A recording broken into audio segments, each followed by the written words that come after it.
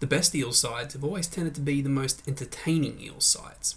They're dangerous across the park, capable of piling on the points, and inflicting misery on their opponents. The current Eels side is probably their most balanced in the NRL era. Their 2001 side was a team ahead of its time tactically and possessed a breathtaking ability to score points, while their 2005 minor premiership winning side was driven by a freakish rookie season from Tim Smith. But the common thread between those two is they couldn't back it up the following year. In 2002, the Eels still made the finals, but they weren't the juggernaut that they once were, and in 2006 they did make the finals, but that was off the back of a 9-match winning run to only just scrape into the top 8. The current Eels squad has managed to maintain the same spine basically across the last 4 seasons.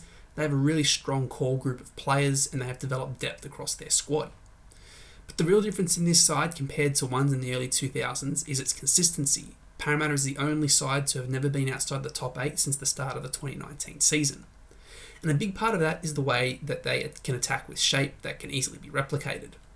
And the most important aspect of that shape is its middle ball playing pair of Junior Paulo and Nathan Brown. Unlike most sides that use a single middle ball player, the Eels use 2. And perhaps most concerning for their opponents is Regan Campbell-Gillard suddenly developing a pass before the line. So here's just how the Eels have become one of the best attacking sides in the game.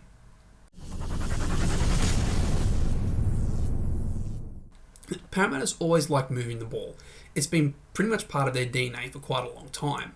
And sometimes it can get them into trouble. If they haven't earned the right to go forward by punching through the middle, they tend to go sideways pretty quickly and pretty early, and that's very easy to defend for NRL defences. But when they go forward and then they pass, they're incredibly dangerous. This season they've already managed 548 general play passes for an average of 109.6 per game, which puts them in 5th.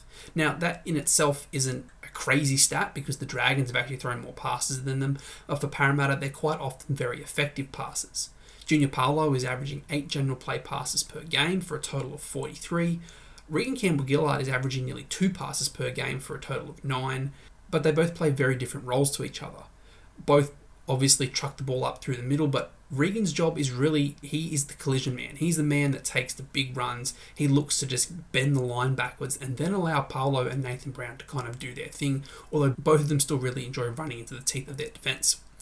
And Nathan Brown himself, well, he's managed 37 general play passes in total with an average of 9 per game.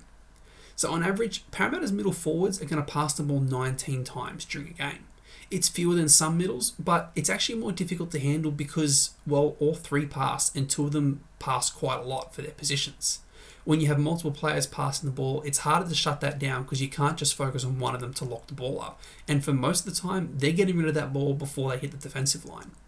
And they're often tip-ons. They're often little passes in between and around the ruck trying to isolate defenders or get through defenders to win the next play of the ball, allowing Moses and Dylan Brown to play off the back of that, rather than forwards just passing as part of a backline shift, although they do play a very important role in those backline shifts. So we're going to have a look at one of those backline shifts. It doesn't exactly result in a try, but it is an indicator of what is to come. So it's the 24th minute, and Junior Paulo's taking the ball there on the right edge for Parramatta, and he's going to look to play Mitchell Moses or Isaiah Papali'i. Now, the thing we hear with the Eels shape is quite often throughout last year, they go out the back here to Moses, and teams started to read that pretty well.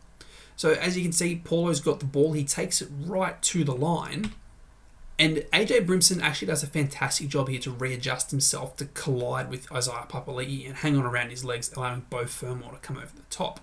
But it's a fantastic variation on what Parramatta threw a lot of size last year, playing the front man and using Junior Paulo as the ball player. He sucks in effectively 2.5 defenders, and it's only the fact that Brimson's very light on his feet that he's able to readjust to take Papali'i at the line. So the next thing we're going to look at is what actually happens in the set after this. So the Eels put in a kick on the last tackle and the Titans have to knock it dead. So they end up with a goal line dropout. Parramatta make pretty easy meters, but they actually are pretty slow in this play. So Dylan Brown's taking the ball, he's taking a run at the line, and they've managed to hold him up, work him onto his back, and so the Titans have a set defence. Now the first thing you're going to see here is Regan Campbell-Gillard at first receiver. Generally close to the line, if he's at first receiver, he's taking a run at the defence and trying to, again, punch through the middle and get the defence pedaling backwards. But he takes the ball in 2 hands and looks immediately to his outside on his right shoulder. And there's his partner in crime, Junior Paulo. Now, he looks like he's going to run the ball as hard as he can at Tino Fa'asuamaleaui, but he then steadies, and he's got Nathan Brown just appearing on his right shoulder that holds up Beau Fermor in the line, because he has to give attention to Brown because of how hard he's running. But the pass here goes out to Moses, and now because Fermor's had to concentrate on Nathan Brown, Moses has room to do his thing. And the one thing that Parramatta's number 7 loves to do is to read the defensive line when they're set back and they're not coming at him. It gives him plenty of time to pick his pass or run himself, and he's an incredibly dangerous runner of the football. As we go through the play, it then becomes quite an easy backline play for Parramatta to manage. Moses attracts Beau Fermor, he's got AJ Brimson rooted to the ground, he finds Clint Gutherson, you've got Will Penasini running this nice hard crash line which keeps the Titans defence from being able to push out onto Parramatta's backline, of this time Isaiah Papali'i popping up in the centres and Bailey Simonson on the right wing.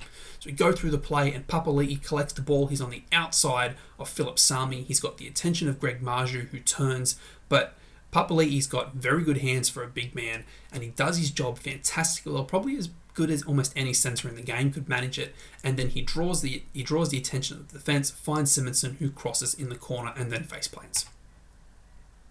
So what we're going to do now is we're actually going to go back another round to Parramatta's demolition of St George, and for actually the first half, Parramatta did plenty of damage through the middle with their middle forwards just running the ball straight and hard, little tip-ons here and there, and most of their tries actually came from the brilliance of either Dylan Brown or Mitchell Moses running the ball themselves or kicking.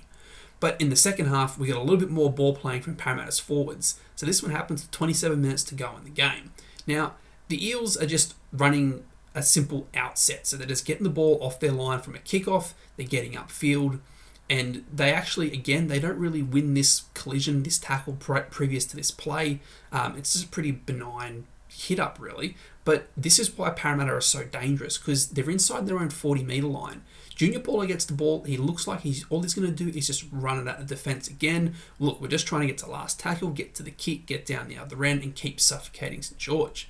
But Moses, and you can hear this actually during the match through the mics, is he yells at Junior now, and Paulo shows his skill and ability to take the ball out from under his arm, hold it in two hands, and then pop the nicely timed and weighted pass out to Mitchell Moses. He has got a very poor defensive line to look at. As we see it, Ben Hunt's kind of frozen up on Isaiah Papali'i's run. He's now going to try and bend out towards and try and cover Moses, but Moses is already on his outside shoulder.